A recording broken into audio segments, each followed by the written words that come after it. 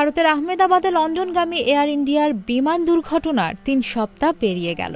এ ঘটনায় মারা যায় প্রায় ২৬০ জন। আর তারপর থেকে এয়ার ইন্ডিয়ার বিমান একের পর এক বিভ্রাটের সম্মুখীন হচ্ছে।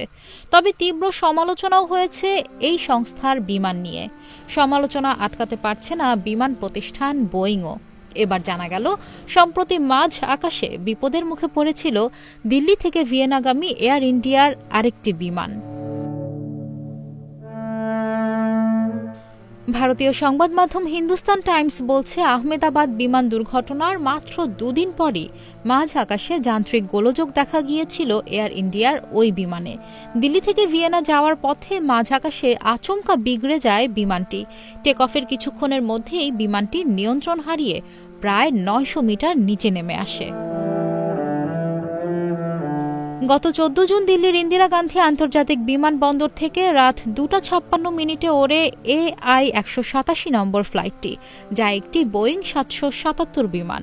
নির্ধারিত সময় মতো ৯ ঘণ্টা ৮ মিনিট পর এটি ভিয়েনা বিমানবন্দরে অবতরণ করলেও উড়ানের শুরুতেই ঘটে এই বিপজ্জনক ঘটনা। টেক অফের কিছুক্ষণের মধ্যেই আচমকা নিয়ন্ত্রণ হারিয়ে ফেলে বিমানটি।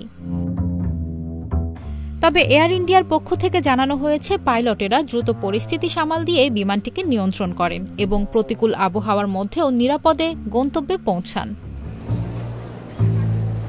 এই ঘটনার পর এয়ার ইন্ডিয়ার পক্ষ থেকে directorate general of civil aviation DGCA-কে পুরো ঘটনা জানানো হয়।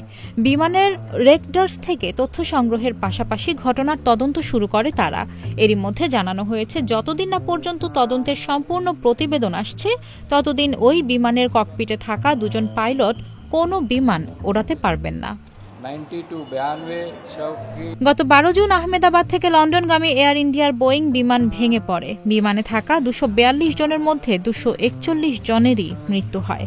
পাশাপাশি বিমানটি যে হোস্টেলের ছাদে ভেঙে পড়ে, সেখানকার বেশ কয়েকজনের মৃত্যু হয়েছে বলে জানা যায়।